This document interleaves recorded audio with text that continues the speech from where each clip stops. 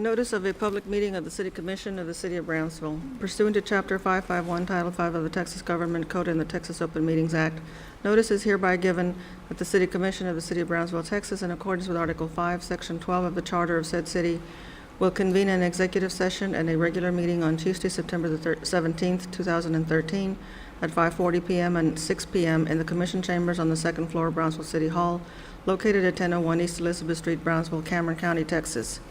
Executive session, item A, discussion pursuant to section 551.072 of the Texas Government Code to deliberate the purchase, exchange, lease, or value of real property to Texas Southmost College. Executive session, item B, discussion pursuant to section 551.072 of the Texas Government Code to deliberate the purchase, exchange, lease, or value of real property to the University of Texas Board of Regents. All those in favor say aye. Aye. Motion carries.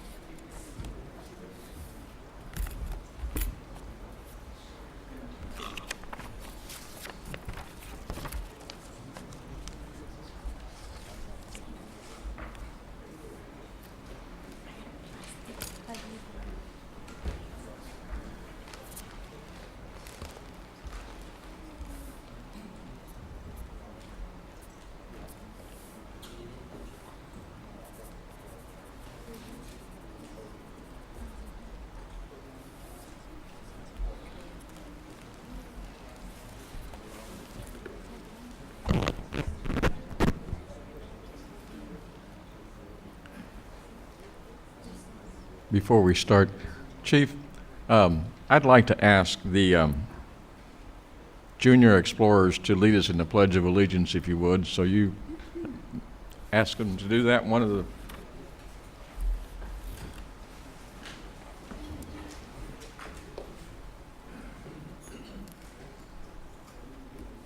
flag of the United States of America and to the republic for which it stands, one nation, under God, indivisible, with liberty and justice for all. Honor the Texas flag. I pledge allegiance to thee, Texas, one state, under God, one and indivisible. Brad, would you do the invocation, please? Let's pray. Father God, we thank you for the city of Brownsville. We thank you for the blessings that we have here. Thank you for the rain we were blessed with. Lord, we thank you that the hurricane missed us, but Lord, we lift up Mexico to you, and we ask you to bless those people that have been devastated by the storms. Lord, we ask you to bless the loved ones of those who died and help people get their lives back together. Lord, I ask you to lead and guide the mayor here tonight and the city commissioners. Give them insight into the decisions that they're making today. Show them what will be good for the city of Brownsville. Putting everything else aside, lead and guide and direct us in the name of Jesus Christ. Amen.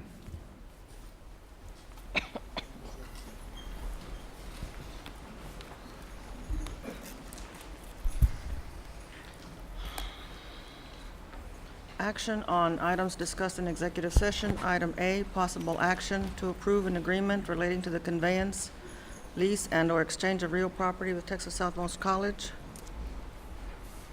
I'll entertain a motion. Second. All those in favor say aye. Aye. Motion carries.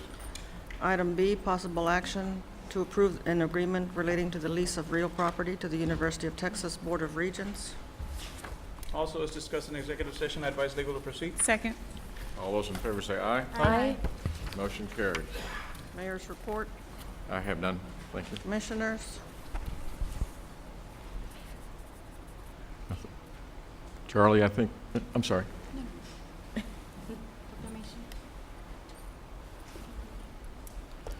Charlie, I think the proclamation is next. Proclamations, Public Power Month.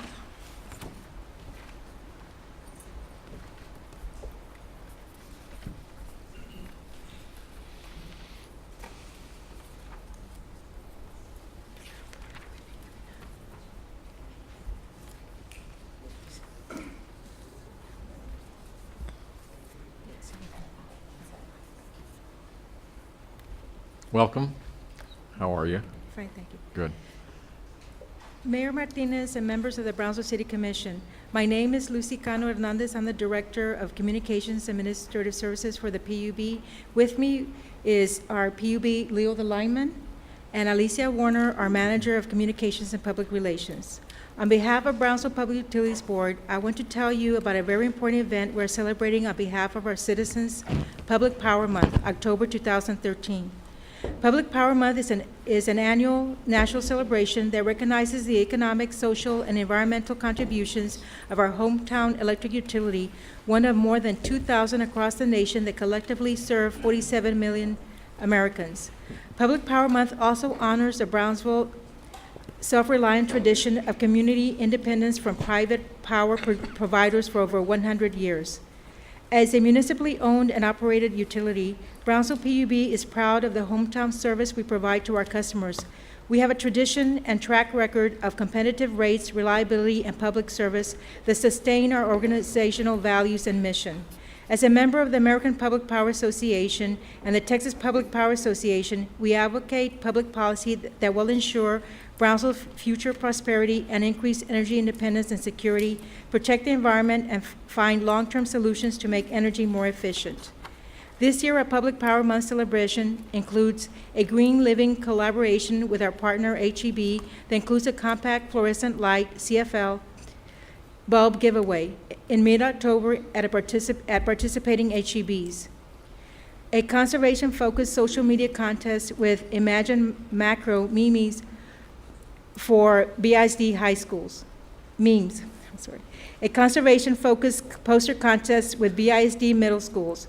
Winners for both contests will be featured at a PUB board meeting on Monday, October 14th. Contest submissions will be displayed at the PUB booth at the Valley Environmental Summit on October 24th.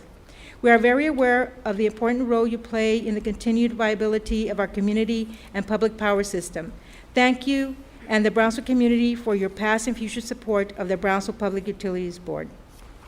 Thank you for all you do. Appreciate it very much.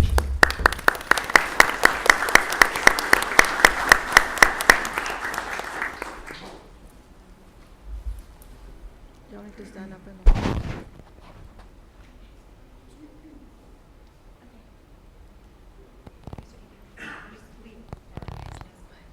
We got Charlie with Leo, huh? Go ahead, sir.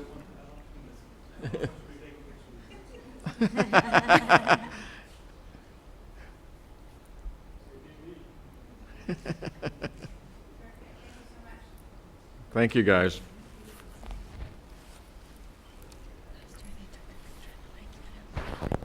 Brownsville Police Department Junior Explorers.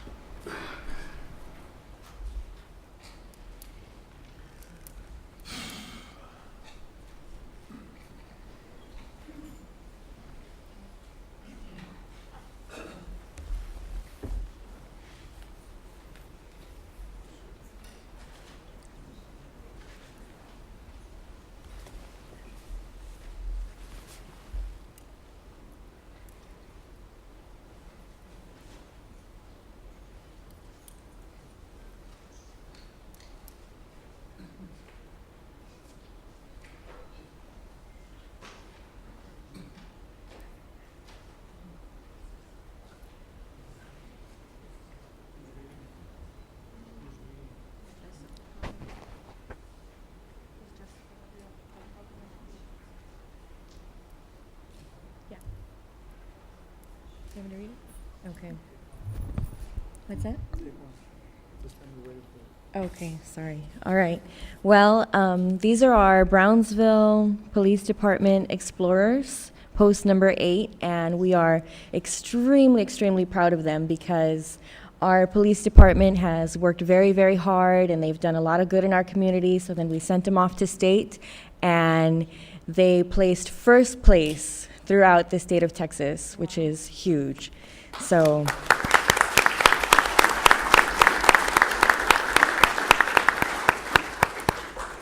they had very, very, very good instructors at the police department, and we're very proud and hope to someday have them serving on our police department and serving and protecting us. So let me begin. A proclamation of the City Commission of Brownsville, Texas, recognizing Brownsville Police Department Explorers Post Number 8. Whereas the Brownsville Police Explorers Post Number 8 completed in the Texas Law Enforcement Explorer Advisors Association state competition during July 19th and 20th at Arlington, Texas, and whereas the explorers ages 14 through 18 under instruction and training by police investigator Marion Culver Kingsbury completed in 16 police-related scenarios against teams from throughout Texas, and whereas the team placed first in traffic stops, first in crisis negotiations, third in DWI, and third in active shooter competitions.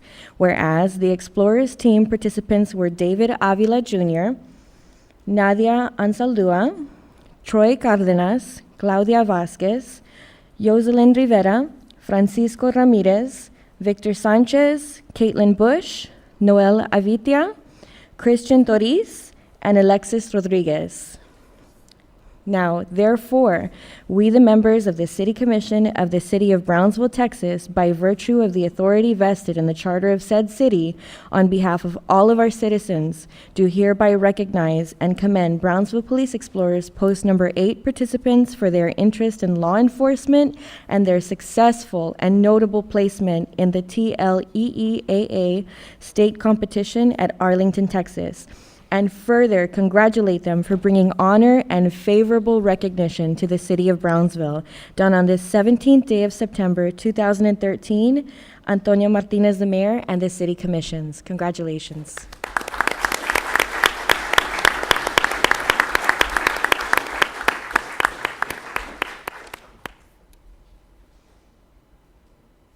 You want to say a few words?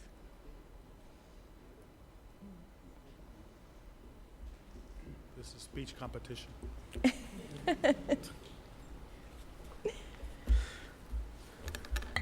Representing Brownsville was one of the great things we did, and we had fun. It was a lot of our first competition. We were really nervous. We didn't think we were going to do really great. But we got first place, and helping each other out. It was a great trip with the officers. We got really close. And now we're together as one family.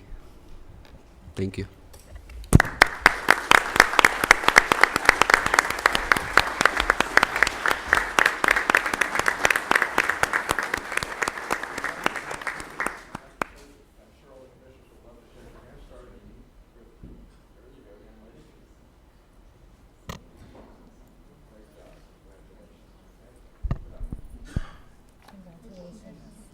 Congratulations. Congratulations. Congratulations. Congratulations. Congratulations. Congratulations. Congratulations. Great job. Congratulations. Great job. You did great. Congratulations. Congratulations. Absolutely. Congratulations. Congratulations.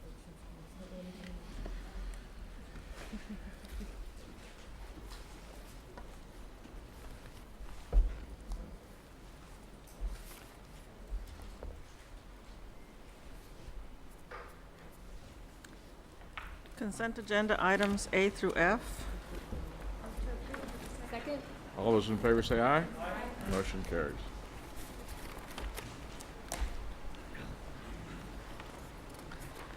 Item 5, consideration and action to appoint one member to the Brownsville Beautification Committee.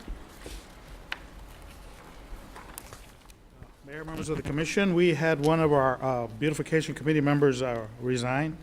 We want to thank her for her service. We only have one applicant.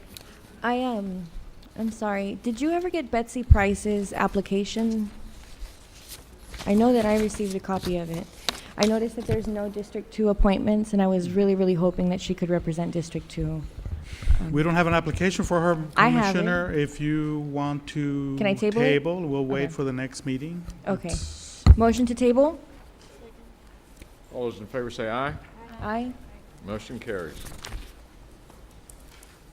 6, public hearing and action on ordinance number 2013-1582 to approve and authorize the issuance of the City of Brownsville, Texas Utility System Commercial Paper Notes, Series A, in an aggregate principal amount not to exceed $100 million to provide financing to pay project costs for eligible projects and to refund obligations issued in connection with an eligible project and for other purposes authorized herein, prescribing the terms, features, and characteristics of such commercial paper notes, approving and authorized certain authorized officers and employees to act on behalf of the city in the selling and delivery of such commercial paper notes within the limitations and procedures specified herein, making certain covenants and agreements in connection therewith, resolving other matters incident and related to the issuance, sale, security, and delivery of such commercial paper notes, including the approval of an issuing and paying agent agreement, credit agreements, and declare agreements, approving the use of an offering memorandum in connection with such sale, and providing an effective date. Good evening, Mayor and City Commissioners. My name is Leandro Garcia, Chief Financial Officer for Brownsville PUB. This public hearing does pertain to Brownsville PUB's commercial paper program.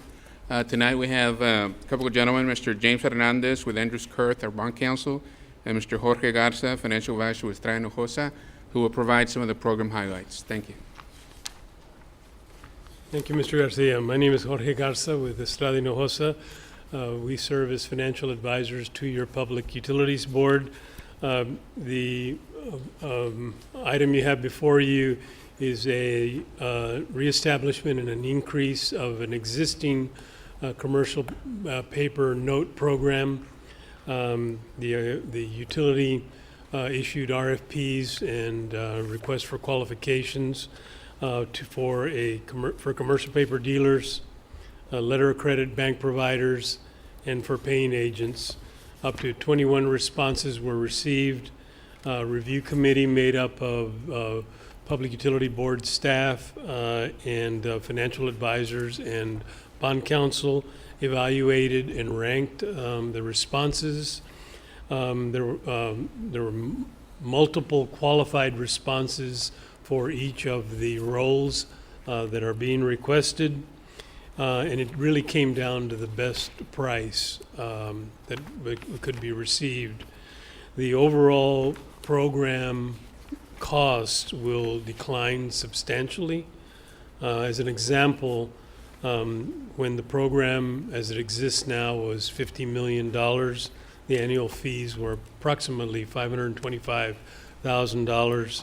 We're doubling the size of the program to $100 million and expect the total fees to be about $375,000. So it's a substantial decrease in the cost of the program.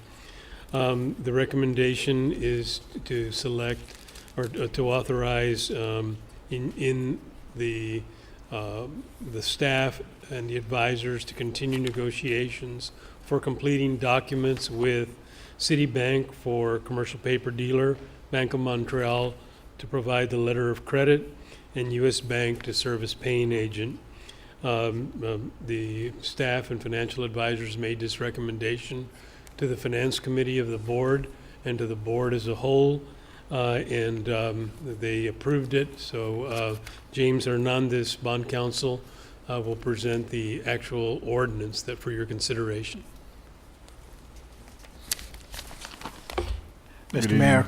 Good evening, James. How are you? Just fine, Mr. Mayor, members of the commission. Thank you for allowing me to be here. Before you, as Jorge mentioned, there's an ordinance that would authorize PUB to discontinue its existing commercial paper program and establish a new one at $100 million And also, the ordinance would authorize PUB to negotiate and enter into contracts with Bank of Montreal, Citibank, and U.S. Bank, as Jorge mentioned as well. We expect that with your approval today, if we're able to get it, that we will have the existing program terminate with a closing date expected to be November 15th of this year, and the new program will be in place at that time. And Everybody know that James is a Brownsville native I am from Brownsville, happy to be here. and doing Happy to well be in back Houston home. with a very fine law firm, so. Thank you. I just want to conclude that this program allows PUB to finance major projects on an interim basis and then subsequently convert the short-term debt to long-term debt. We do have a 5-year plan that the board will be adopting, and this short-term financing tool will allow us to proceed with those projects. Entertain a motion? Move to close public comment. Okay, yeah, right. Public hearing. Okay, all those in favor say aye. Aye. Motion carries. Action item. Move to approve. Second. All those in favor say aye. Aye. Motion carries. Leandro, keep up the good work. Item 7, public hearing and action on first reading of ordinance number 235-2013-039 to rezone from dwelling classification to apartment G classification for Lot 4, Block 1 of Thurlwall subdivision located at 2661 Dana Avenue. Mayor, City Commission, this case came before the P&Z Commission the beginning of September. They did deny the application, so the applicant is appealing, and on an appeal, you need a minimum of 5 votes for the passage of this ordinance. Ramiro, what were some of the reasons that they denied the application? Excuse me? What were some of the reasons that the PNC denied the application? Okay, well, as you can see here, this is 802 and Dana Road here. This is what used to be a Mako paint facility, for those of you that remember. And right next to it is a valve manufacturing facility. So all this property in the color yellow is zone 6 commercial. One of the reasons for the denial at P&Z was that it is surrounded by zoning that's 6 commercial. The other reason being that, you know, there's a shared access here. There's a manufacturing, a valve facility here. Those uses aren't compatible with each other as far as living right next to a 6 commercial high use manufacturing facility. So those were some of the reasons.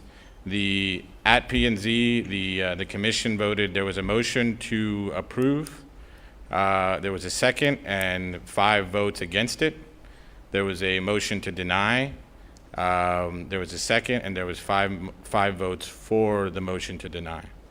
And that is the way that what happened on that night at P&Z. What's currently on the green 1 and 2?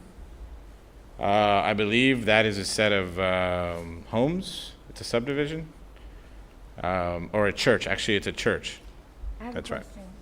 How close is the nearest home to that location? It would appear it's right across the street, no? Right next to it. This is what the current facility looks like. Well, it's actually changed. This is an old picture, but now it's been converted into a strip center. This would be the access that this property uses, and the subject property is actually, I believe, here, or no, it's here actually. This asphalt parking lot. So as you can see, those uses aren't compatible with each other, and that's why planning department recommended denial, and planning and zoning recommends denial to you. So as you can see, this is a residential subdivision. I believe there are now some homes on it, but it is across the street. You know, this is all residential.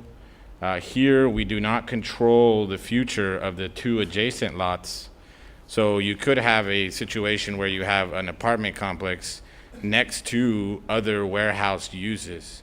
So you have, you know, just this apartment complex, and that's considered spot zoning, and therefore, that's why we recommend the denial. I think I remember there's a school there. How close is the school to that location? Why is that Breeden- even industrial? It's not industrial, it's 6 commercial. Well, But commercial. Breeden and Gallegos are about a mile, probably a mile and a half up the road. And everything surrounding the schools is residential as well, so. Wasn't there some plans to expand? The only concern that I have, and because I've traveled that road, and Mr. Garza has done a really good job about remodeling the front of the property with the remodeling. I'm very impressed with what he did. My concern with putting more residential in there is that road is very narrow, and currently there's kids walking, and there's not even sidewalks there. When we've gotten previous zoning cases here in the past couple of years since I've been here, and that has been a huge concern of this neighborhood particularly. There was actually a development of about 250 apartments that was proposed on this lot and was rejected. The zoning didn't pass because of that same issue with regards to traffic. And have we done anything to look into expanding that road? Because I know the traffic flow through there is growing and increasing, and with the amount of children that are walking to and from school, have we, as a city, looked into possibly expanding that street? There's 2 situations on Dana Road. Further north, it becomes county, so it's outside the city limits. So I do know there has been some conversations about expanding and acquiring the additional right-of-way to go to maybe a 4-lane road through there. It is on the MPO plan as an arterial, so it does call for it, and the conversations have been had. I don't know the actual status of it, but other than that, I believe that the denial of this case is, I mean, we can talk about traffic, but the idea is that it's surrounded by a 6 commercial use, and those uses are just not compatible to each other. But right across the street, you do have a residential. Yeah, but that's 100 feet, 200 feet. It's the right other way. across the street. This residential would share an access and entrance with the commercial. With this The 6 valve. commercial. As the same thing with the neighborhood right across the street. It shares the entrance to Dana, doesn't it? Well, It I mean, does. this is its own entrance to its own neighborhood here. But Here you have a shared entrance between this facility and Dana Road. So that neighborhood across the street does not enter through Dana Road? Is that what you're saying? No, it's a separate entrance. This is Dana Road. They have an entrance here, but this is a little different case because this would actually share the driveway with this facility. Okay, so if he were to change the entrance, would that make a difference? It's still not a compatible use, you know. It's better if they keep it, because you don't want to break the curb too many times near to each other, because that's even worse for traffic. Confusing. The idea here, not the idea, what planning and best practices says, they're not compatible uses. 6 commercial and apartments this close to each other, you're talking within 100 feet or 20 feet, or actually the property line. It's just not smart practice, and it'll cause further headaches down the road for the city as far as citizens complaining about traffic, about trucks driving through there. So it's just not a compatible use, and that's why we did it. Did you say that the property next door is also owned by the same developer, or is it owned by the same person? You said it was This turned is into a strip mall. This is owned by Mr. Garza. He did redevelop it into a commercial strip center. He has the zoning for it, so that is an adequate use. But we actually, I mean, these properties up here I don't believe are controlled by him. So, looking into the future, you could have a potential, apartment use here and 2 6 commercial uses up north or right next to them. So that's why P&T. Has the owner of that property come forward with any complaints or any concerns or anything? No. We noticed it. We noticed everybody within 200 feet, and nobody showed up to the. So they're pretty much in favor, because it would raise the value. Well, Could we listen to Mr. Garza? Of course, See of course. if he has any comment? Honorable Mayor, Hi, Mike. Commissioners. I've got some packages Basically, it's aerial views and layout of the, thank you, Chair. Aerial views and layouts of what we're going to be building in the area. Could we go back to the slide where, this one? Zoning map?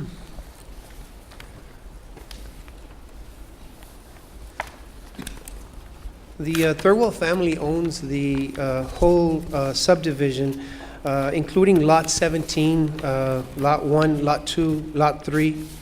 And I believe Lot 2 and Lot 1 was theirs. We purchased the corner of Lot 6 and Lots 4 from Dr. Ucoli, who purchased it from the Thurwells. This whole area here was eventually, I guess, zoned for industrial or commercial 6, is that what it was? And Lot 1 and Lot 2 have, Lot 2 is now a vacant lot, and Lot 1 is a church. As we go across the street, we'll see Lot 1, 2, 3, 4, 5, 6, 7, 8 are zoned the same, 6 commercial. And of course, we have commercial properties. One of the things that, in talking to the zoning department, they've let me know that in Lot 4, an apartment can't go there, but a commercial plaza can. You know, when we talk about traffic, when we talk about, you know, the ingress, egress, as far as that street that's there, and we share that. That street was plotted like that, but it was plotted to be shared for lots 6 and 4, and that's stated on the maps, recorded. And I've talked to Mr. Thurwell, and he is in no way against this apartment complex from going up. Of course, you know, minimal traffic is available coming in and out of this street from the Maquila. If I can, I want to put this in your package. It's I guess aerial view number 4. You'll see the adjacent property, which is the community development project. It has 7 houses in there with 24 lots to be built, and you'll see the exit marked in yellow. And I have a concrete exit which exits right in front of that, which I thought would be more dangerous to exit towards Dana, so I decided to exit towards the ingress egress. You know, as far as you know, the area of high traffic, there is some plans. Eventually, there is a canal right in front of the community development that eventually that is going to be put under, more likely to widen that road, they're going to have to put square blocking and then go in there with a street over it like they do on highways. But that eventually will become a 4-lane highway. I mean, plans are in play. As far as, you know, the area, the corner itself, lights have been put up, 4-corner stop. The front commercial area is now completely leased. We're just waiting to do the finish out and get our power. The back area right now is, and it's been vacant for years. This property was leased out to United Rentals, and they use that as a staging area for their heavy equipment, backhoes and 18-wheelers and such. Again, if that was the case back then, as far as a safety going in and out of the egress for the Maquila, I mean, that would have been a huge issue back then. That's on slide number 4. Slide number 1 on your package is an apartment complex that's adjacent to the, this is adjacent to the bus barn from the school district. These are 24 units. And then we have slide 2, which is next to that, which is 34 units. And then on slide number 2, you'll see across the street a vacant lot. Now that has 54 units built there. So as far as apartments in the area, if we look at the proximity on your slide number 5, you'll see the proximity area of where I'm at to the apartments. Traffic-wise, they're all the way around me. I mean, between buses to traffic from the apartments in itself. then we have, of course, slide number 3, which shows Gallegos Elementary and also Breton Elementary. And that road, is that county back there, in that area? It's county, Mike. That's county? BISD, in their infinite wisdom, decided to purchase county properties back in those times. Oh, okay. And where they get us, and that was a discussion that we had years ago with Michael Zolkowski and them, that it was cheaper for them to purchase county property. But yet, because it is a public school, we are responsible for providing fire and police. And it's created a headache, really, for the city, because them benefiting by purchasing cheaper land.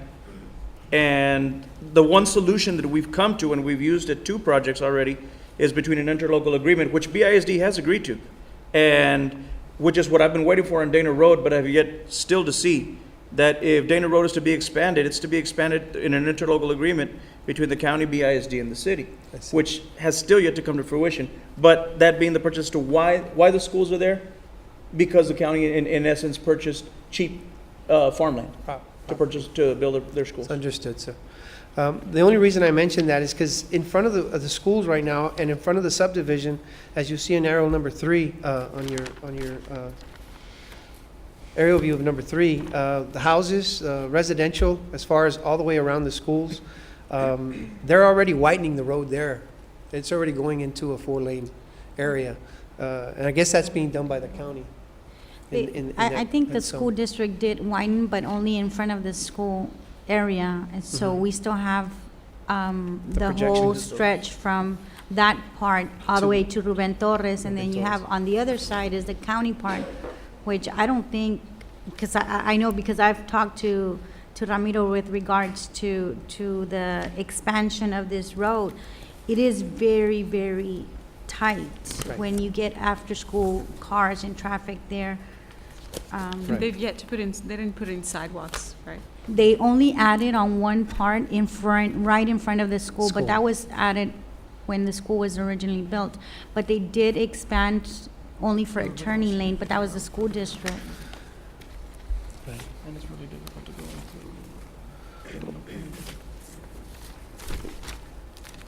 The 2 other sheets in your packages are the facade of the apartments, if allowed, and also the aerial view and how we're exiting from the ingress,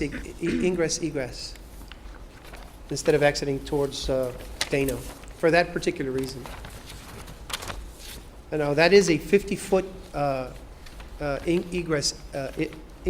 egress that is allowed there. In other words, it's 50 feet.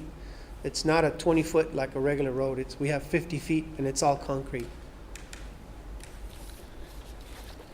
I have a question for our city staff.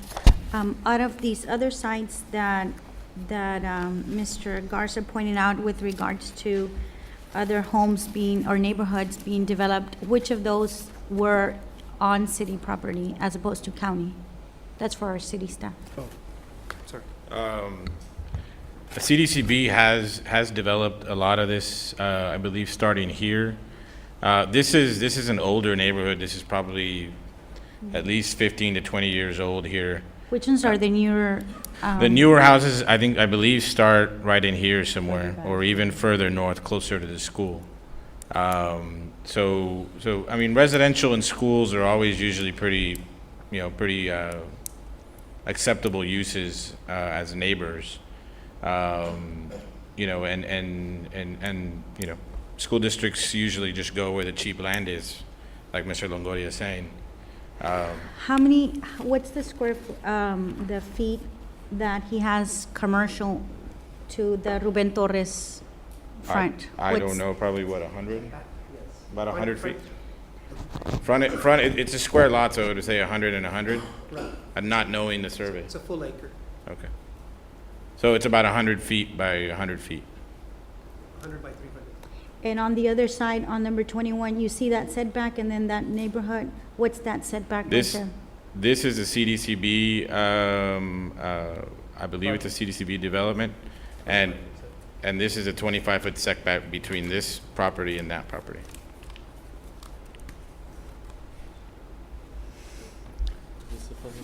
But this fronts 802, so. But it's we slightly have different. houses that were built right behind that setback. Oh, you have that condition all the way up and down 802. You know, And so what's different from what he's asking? this is actually, I mean, there is no setback here. There will be, you know, this is on the line. There's a shared use access. There's commercial, 6 commercial all the way around. This is separately, this is residential, this is commercial. And it's not surrounded, it's completely separate. This will be surrounded. We can't control what happens here, here, and here. So, you know, looking in the long run, if you can't control what's surrounding, then you might get uses that are not compatible to each other. And you're already starting, if this is approved, you're already starting on the wrong foot here. And you described that as spot zoning? Yeah. If I may. Ramiro pointed out that there was no setback. If you look on your package at this layout, I have a 30-foot setback from the center of the road, 20 feet from the edge of the grass. And then on the other side, I have that 50-foot. And then, of course, we have the parking lot. We'll have about 40 feet to where the apartment complex starts. So I do have setbacks and easements. Again, guys, I want to do this to benefit the area, to beautify the area. I just feel that the purposes of building an apartment complex is to bring in people to the area. We already have houses there, and I don't see the safety that they're talking about. As far as 18-wheelers, there's always been 18-wheelers there. I mean, as far as the road, Dana's been always the, two-lane road. Again, it's just a consideration, the creation of jobs, creation of homes. There's a lot of people out there that don't qualify for mortgages that need apartments are in demand right now. Creation of jobs, beautifying the area.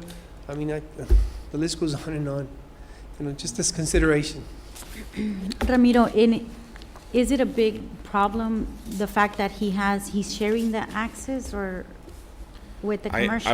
I wouldn't focus on so much the access. Or what is it that the idea here is the compatibility of uses between, what's next to him now that might not ever change, and what you're going to have now, which is, if this is approved, what you would have in the future would be apartments right next to a 6 commercial. It's like if you put apartments right next to Titan Tire or the Titan Tire facility.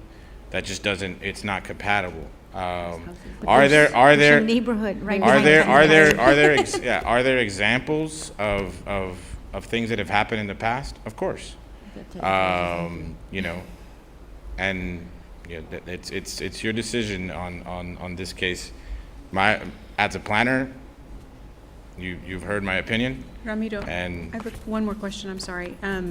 We've discussed moving to the Unified Development Code as a more modern means of zoning that many communities are using. Would this be acceptable under the Unified Development Code? you still deal with the compatibility of uses. So the answer is no. No. The idea would be to require more or, But we really wouldn't know at this point because we don't have a UDC. we don't. But hopefully we will. And this is one of the things that could be avoided by having the UDC. Well, If I may, one more thing. Lot 3, which is right behind Lot 4, right behind me, there's a portable building that is a home that was put in there that is occupied presently. So that's another home that I didn't even mention on here. I just want to put it on the record. There's a home behind me. there's people living in that home? Yes. For the record, I just want to say what you've done with that shopping plaza is amazing, and you have brought tremendous value to that area that was not there before. And I know that your company does impeccable work, and with regards to that, it's just, I'm very, very glad that you keep bringing these ideas to not only Brownsville, because you could have gone anywhere, but I'm very, very glad that you picked District 2. Okay. I'll entertain a motion to close public hearing. Motion to close public hearing? Second. All those in favor say aye. Aye. Motion carries. Now, Romito, the action of the planning and zoning was to deny this, and Yes, it's by an appeal. by a 5-2 vote. Okay. So in order for this ordinance to pass, because it is an appeal process, the commission, it has to be a minimum of 5 votes to pass. If it doesn't have 5 votes, then it won't pass. I'm sorry, Mike. Second? I'm sorry, I think Mike, Oh, I'm I'm sorry to sorry. close it. Sorry. Not a Is problem. it closed? I'm sorry. Yeah, it is, Mike, but I mean, if the commission wants to reopen it. Close? Okay. But it's already closed, but he's asking if Well, you Can want we to open? reopen. It was Yeah, on you the- can on the- reopen. On the subject that you just mentioned. Yeah, you can Okay. reopen if you I'll want. entertain a motion to reopen for at Motion least to let reopen. Mike speak. We're trying to keep everybody, Thank you, sir. I appreciate that. sure. Based on the way the motions were put on the table, I approached the bench, I addressed the board itself, just like I did with you, and I was told that by presenting my case, I have a first and I got a second. When I have a first and I have a second, there's a gesture that was made by somebody that is from the department, and once that gesture was made, everything changed.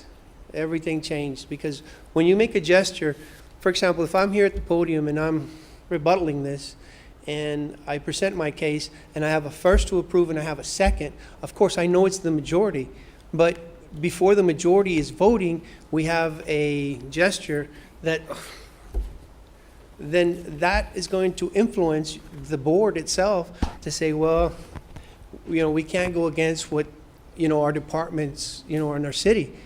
And, and I said, well, is that fair?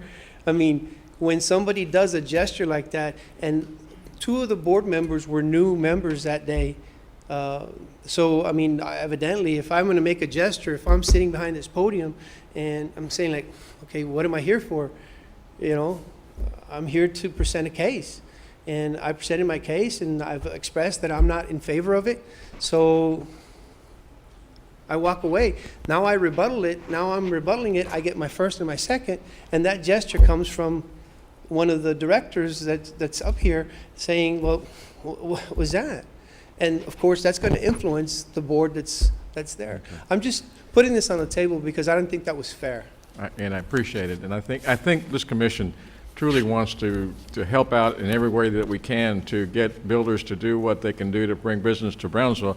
By the same token, they have the competing, as the scales of justice, as you're trying to balance out what will not be spot, zoning, and to enhance the entire city as a whole, Mike. So this is not a personal thing, Yes, sir. and I appreciate all your efforts, okay? And- Thank you and- very much. Mayor, can we just clarify, a motion to approve means We to just- overrule the P and Z, or?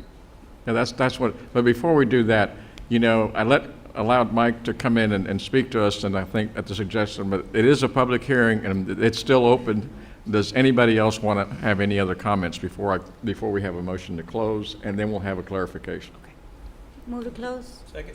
All those in favor say aye. Aye. Motion carries. Now, clarification. Can you please clarify? Well, what- let me clarify what the motion at planning and zoning was. Okay. The first motion was, and this is what the minutes, the official adopted minutes will show. The first motion was to approve. It had a second. The vote to that was 5 votes against that motion to approve. So the motion died. So there was then another motion to deny. There was a second, and there was 5 votes for denial of the case.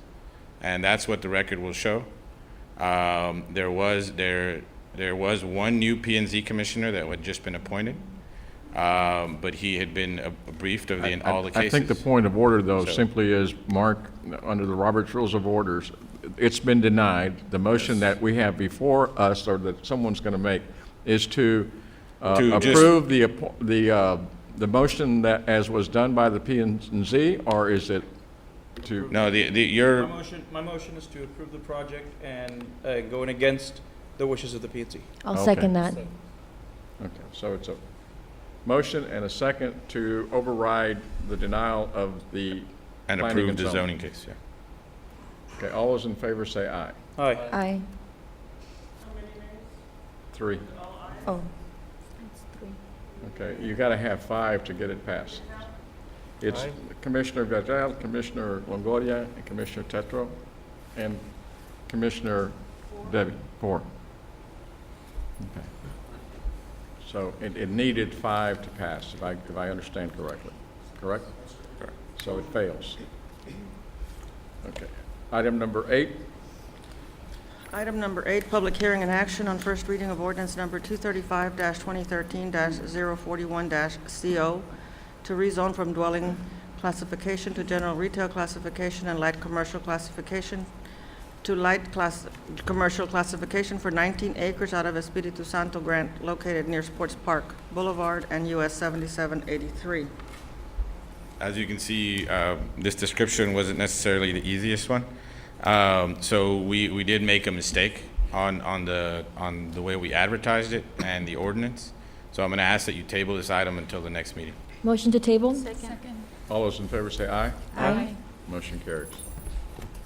Item 9, public hearing and action on first reading of ordinance number 235-2013-042 to rezone from professional office classification to general retail classification, Lot 8, Block 85 of Brownsville Original Town Site, located at 15 East St. Charles Street. Mayor, City Commission, this is a case located at St. Charles and Palm Boulevard.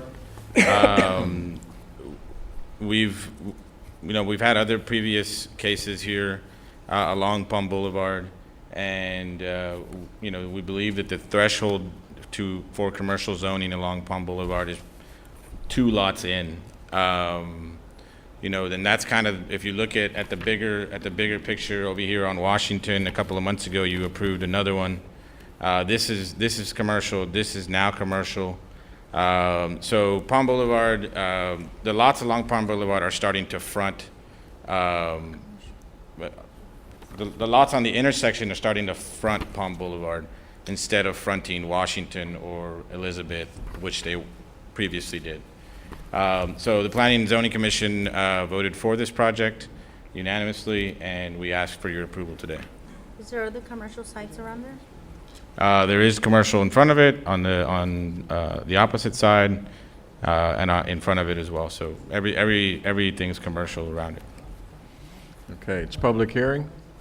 Anyone else comment? Entertain a motion to close. Move to close. All those in favor say aye. Aye. Motion carries. Action. Move to approve. Here a second. Second. All those in favor say aye. Aye. Motion carries. Item 10, public hearing and action on first reading of ordinance number 235-2013-043 to rezone from light retail classification to general retail classification for 4.29 acres of Block 12 of Amelia subdivision located at Amelia Lane and Old Alice Road.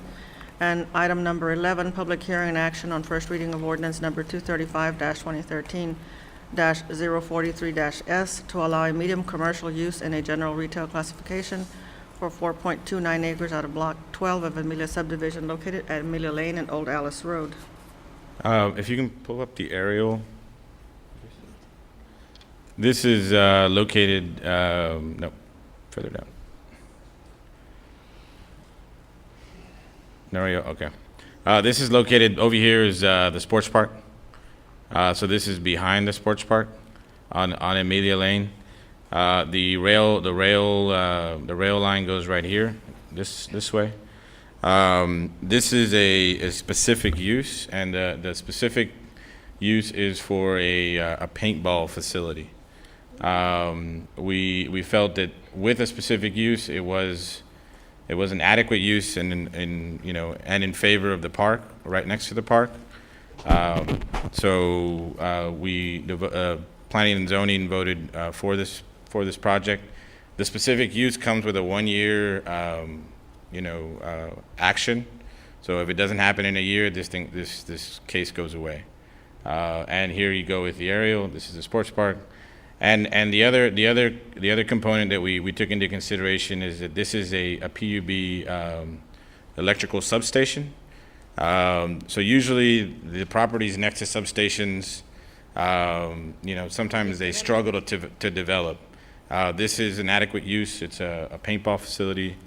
It's not going to affect anybody, and once again, it's specific to that use. So we ask for your approval tonight. I think it's really cool that people are privately investing around the sports park in that same direction. I think that's a good move for the sports park. Yeah. And brilliant on her behalf. Okay, it's public hearing. Any comments from the public? Move to close. Second. All those in favor say aye. Aye. Motion carries. Move to approve. Second. All those in favor say aye. Aye. Motion carries. Item 12, no, there's no public comment. Item 13, consideration and action to award the specific and aggregate stop-loss medical insurance coverage contract to an insurance carrier. Honorable Mayor, City Commissioners, my name is Lupe Granado, here on behalf of Mr. Pete Gonzalez, not able to attend a personal matter, family matter. Attached to agenda item, there was a memo provided by Mr. Gonzalez. I'll briefly go over it. With the assistance of TML IABP, the city's third-party administrator, a legal notice for request for proposals for both aggregate and individual specific medical insurance coverage was placed in the Brownsville Herald on July 23rd and the 30th. TML received several quotes from 4 carriers. 3 carriers declined to quote. Attached is a summary spreadsheet prepared by TML regarding the quotes that were submitted by the 4 carriers. Quote number 1 was the best and most advantageous to the city. As a result, we recommend the contract be awarded to American National with a stop-loss premium of $737,853.33. All those in favor say aye. Aye. Motion carries. Thank you.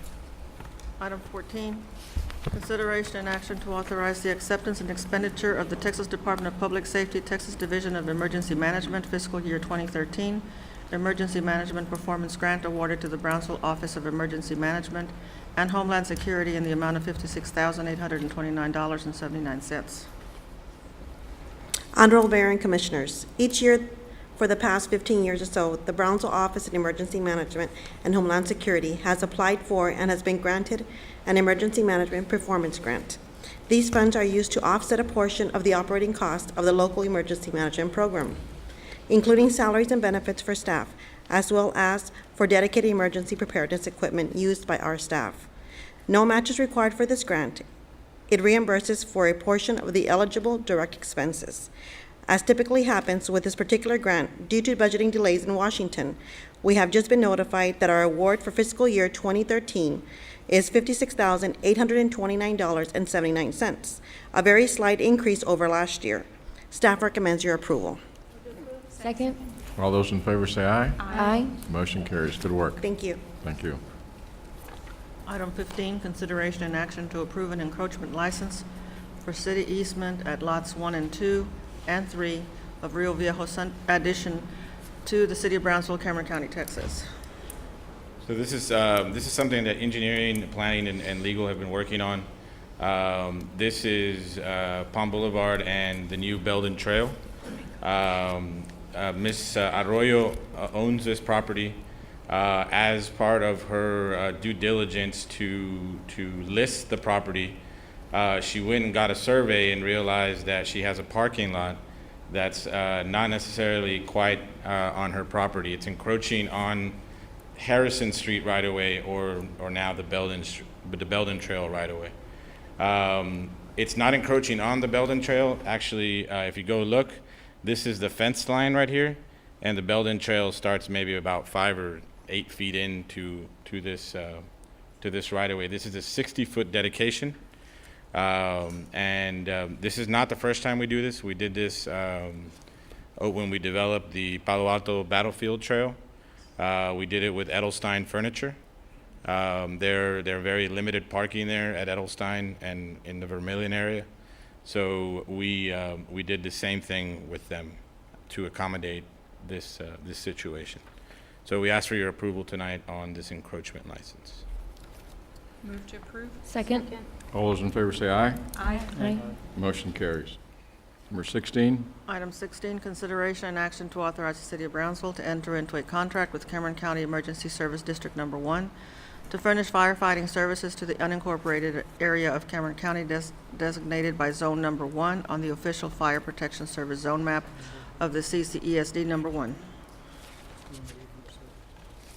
And number 17, Consideration and action to authorize the City of Brownsville to enter into a contract with Cameron County Emergency Services District Number 1 to furnish ambulance and emergency medical services to the unincorporated area of Cameron County, designated by Zone Number 1 on the official Fire Protection Service zone map of the CCESD Number 1. Honorable Mayor, Commissioners, Cameron County Emergency Service District is offering $359,098.16 to provide fire protection, and also offering $270,005.89 for EMS ambulance service in the county areas. This is an increase on the fire side for $84,752.41, and an increase of $34,086 on the EMS side. So the city stands to gain about over $120,000 from last year's contract. That's, Second. all those in favor say aye. Aye. Motion carries. Thank you, Lenny. Thank you very much, sir. Consideration and action to authorize and execute a memorandum of understanding agreement between the City of Brownsville and the Texas Commission on Environmental Quality to provide citizens with a mechanism to report illegal dumping that affects surface waters of Texas in the City of Brownsville through participation in the Don't Mess with Texas Water program. Good evening, Honorable Mayor, Commissioners. Good evening, Arthur. This is a memorandum of agreement, as was stated, between us and the City of Brownsville, and also other partnerships that would be available for us would be PUB. We've already begun discussions with them. And as you can see here, it would be signage that TxDOT would actually provide along certain resacas that front TxDOT right-of-ways that would say, "Don't mess with Texas water, report illegal dumping," and it would have a number. What would happen is that number, if anyone were to call that number would then register the complaint, and then through the agreement, TCEQ would send that information to the appropriate agency within the who's charged in taking care of that resaca or that waterway. Second. All those in favor say aye. Aye. Motion carries. Thank you. Thank you. Item 19, consideration and action to execute a license agreement between the City of Brownsville and Cameron County Drainage District Number 1 for the development of future trails along the drainage right-of-way. Mayor, City Commission, this is an extension and a growth from our hike and bike plan. We previously entered an agreement with the Drainage District for the Morrison Road Trail project. We now have funding for what we call the Southmost Nature Trail. That's going to go from Porter all the way down to Montezuma Cypress Preserve. So we're working on that. But before that, we needed to extend the license agreement with the Drainage District. So this is basically the same language as the last one, but it now gives us the authority to to build trails on any piece of their right-of-way with engineering and administrative approval. The Drainage District approved this past week. They have signed. They're waiting for me to pick up the documents so that the mayor can then sign them. So we ask for your approval tonight. Will this include all the drainage districts in the city? Well, only right-of-way for Drainage District Number 1, but that basically pretty much covers the whole city. Yeah. So yeah. So that's what I was asking. Yeah. Okay. Move to approve. Second. All those in favor say aye. Aye.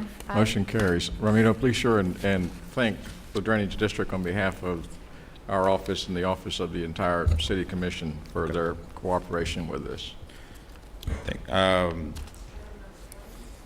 Consideration and action to accept the impact fee semi-annual progress report beginning July 21st, 2012, and ending on December 30th, 2012. This is just the impact fee report for the period from July to December of 2012. It usually takes a little while to process all the numbers, and that's why we're here before you today. There is one specific item. We are going to table this, or no, continue discussion, because our Capital Improvements Advisory Committee was supposed to meet Monday, but because of the weather and everything else, they couldn't. We didn't get a quorum. So the process is that the Capital Improvements Advisory Committee should see this before, but Mr. Campbell was here. He made travel arrangements, so we wanted to give you the presentation, and then next time we come back and you just act and you action to accept the progress report. So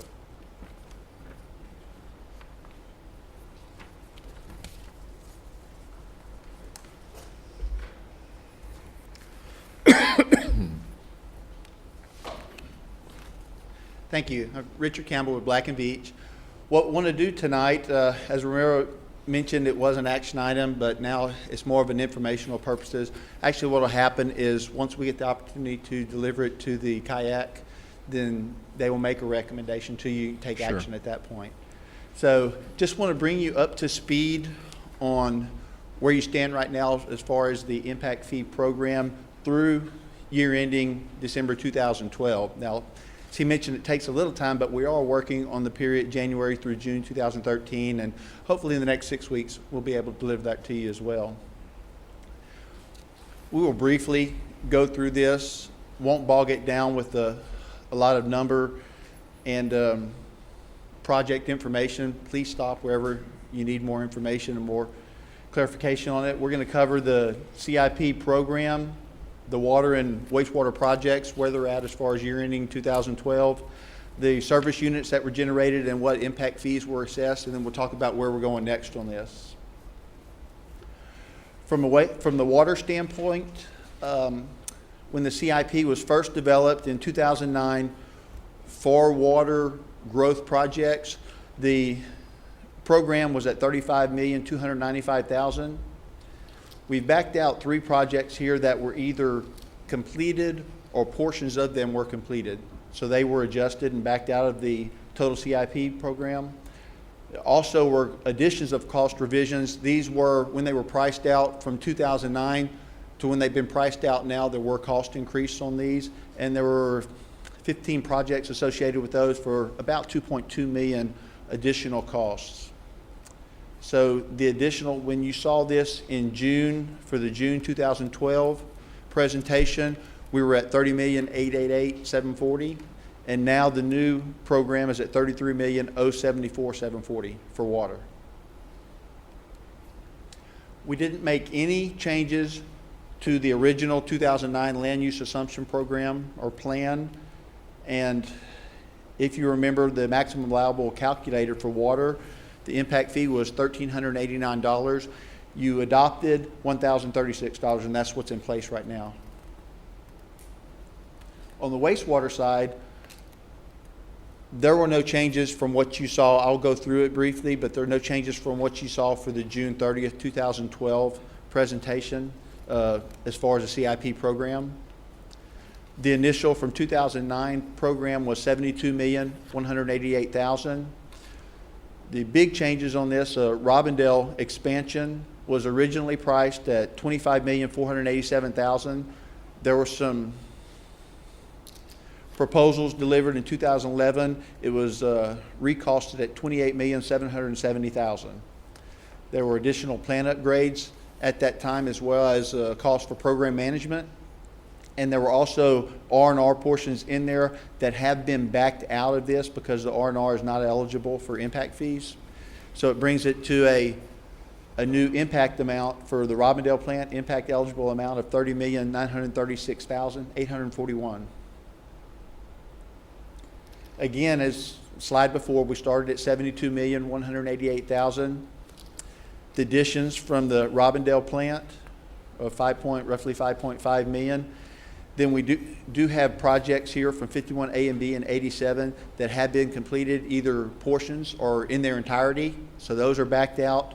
And as you can see from what you saw for the June 30th, 2012, it stays the same at $74,431,841.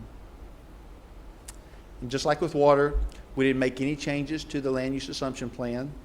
And the impact fee that was calculated for 2009 was $2,097. What was adopted and is in place right now is $1,564.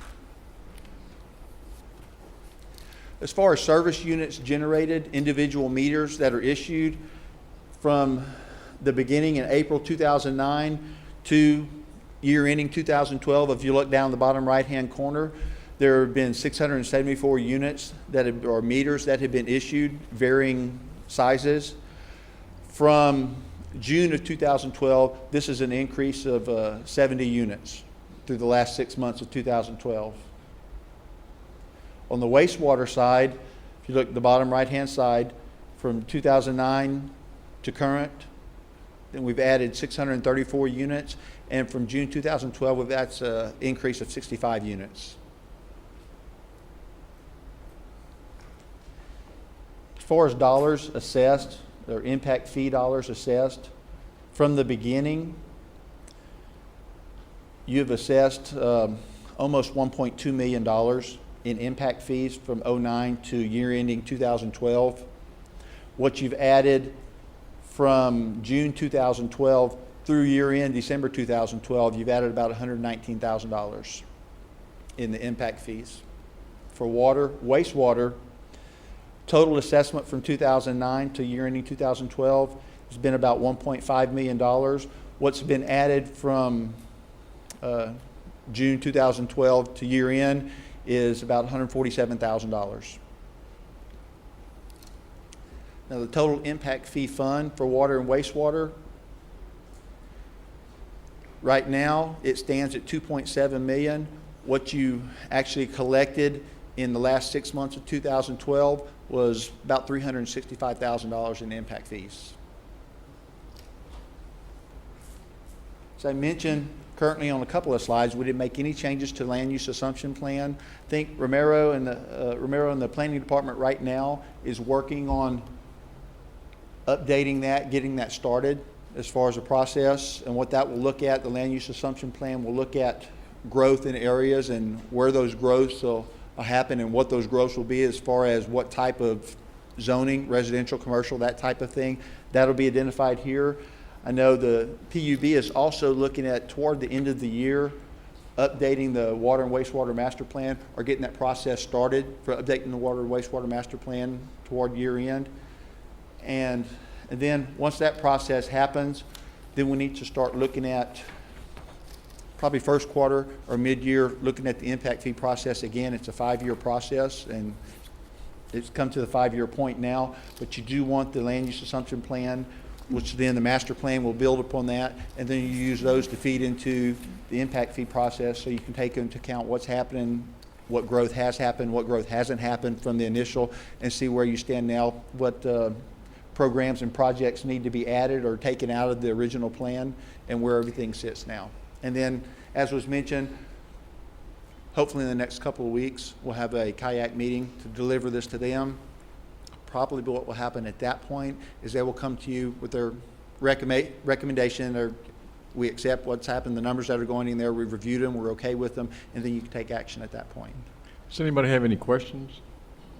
If not, what we'll do for the record is to continue this item to the next meeting and await the advisory recommendation. But we have had, the record reflects that we have had the presentation from Black & Veatch, and then we thank you very much. You don't have to do this again. That's the beauty of it. So, That's right. Okay. Thank you very much. Mayor, I move to continue and to acknowledge the report. Second? All those in favor say aye. Aye. Motion carries. Number 21. Number 21, consideration and action to approve a memorandum of understanding between the City of Brownsville and the Sombrero Festival LTD for Washington Park improvements. Mayor, City Commission, this item 21 goes along with item 24. Sombrero Festival, after this year, after this Charo Days, approached the city about trying to make some improvements at Washington Park because there are some, that doesn't have irrigation, and there are some significant improvements that need to be done. This memorandum of understanding puts everything what we agreed to in writing. What they've agreed to is they donate $15,000 towards the improvements, and they're gonna prepay the park fee that we charge them every year of $4,500. They're gonna prepay that for the next, I believe, 8 to 10 years, 8 years, I say. So a total of $52,000 is what they're pitching in to improve Washington Park. So it's about a 50-50 split, as far as the cost of what this project will cost. Motion to approve? Second. All those in favor say aye. Aye. Motion carries. 22, consideration and action to renew a term contract for advertising and promotion services for the Brownsville South Padre Island International Airport. Mayor Martinez, members of the City Commission, our purpose for coming before you this evening First of all is to make sure that the City Commission is given the opportunity to act on renewal of the contract for advertising at the Brownsville South Pipeline International Airport. I have with me this evening the good fortune to have our advertising people, the key creative people that help us do the advertising with us. If you please stand. They represent Millar Hollander and so forth, basically doing business as the Keela Advertising Group. As you know, such things as the grant that we recently got approved just within the past few days by the FAA is from what's called AIP money. 100%, every dollar of that money is generated as a result of people buying tickets and flying out of Brownsville. Not the competing airports, not some other airport at some distant location, but flying out of Brownsville on the airlines we have here. It's directly related. Every single person who buys a ticket and pays $4.50 is directly related to the ability to generate those grants to maintain this airport. Advertising is an integral part of what we're able to do in order to improve passenger enplanements at the Brownsville Airport. And it pays off. It is important to the future of the airport. We spend about $1 for every $10 that our competition pays for advertising. But through the very judicious use of each and every dollar, we're able to see the direct results. Some of what you have in the packet of information before you shows the report card of the advertising firm. If you see the Addy Awards and so forth that we've been able to achieve, those are A's on the report card. And the evidence is also in the ability to get grants such as we did in terms of AIP funds and people flying out of Brownsville and recognizing the fact that there is an airport in Brownsville that people from Brownsville can fly out of. In summary, the recommendation, they have been our advertising firm for about the past 5 years and so forth. The contract that we have with them requires we bring it to the attention of the City Commission for potential renewal. And to summarize for you, staff wholeheartedly recommends approval of the renewal of the contract. Okay, I'll entertain a motion. Motion to approve? Second. All those in favor say aye. Aye. Motion carries. Thank you, Thank you. Mr. Brown. Item 23, consideration and action to award a contract for the purchase, delivery, and installation of bus GPS and communication software upgrades for the City of Brownsville buses.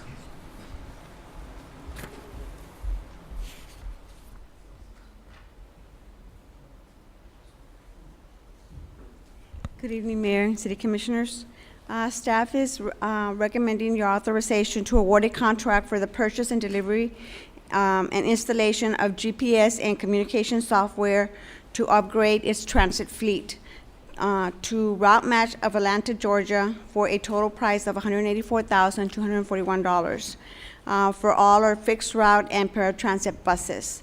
Funding for this procurement will be derived from a BCIC grant fund pending execution and in the amount of $136,149 and the City of Brownsville's general fund, $48,092. Move to approve. Second. All those in favor say aye. Aye. Motion carries. Thank you, Norma. Thank you. Item 24, consideration and action to award a contract for Washington Park landscape and irrigation upgrades. Swear this is the last one. I first want to thank Sombrero Fest. Roy and Dylan are here, and some board members are here. I want to thank them for their donation, and we look forward to a good Washington Park, a really nice facility next year. Anyways, we went out for bid. We created a plan, went out for bid. The bid came in at $131,000. We did include some additional trees. And we had some bid alternates that we included in this plan, and the low bid was $131, but there was 3 bidders. The next highest bid was probably about $20,000 more expensive, and then the higher bidder was probably about $50,000 to $60,000. So we're getting excuse me. How many trees? We are, I think it's about 10 trees, but we might also we're also talking about relocating some that are bothering some lampposts at another park. So there might be additional trees that we relocate to the park. So Get us as much shade as you can. Yeah. So we ask for your approval tonight. Second. All those in favor say aye. Aye. Motion carries. To adjourn. Oh, man. All those in favor say aye. Aye. Motion carries. Time to go home.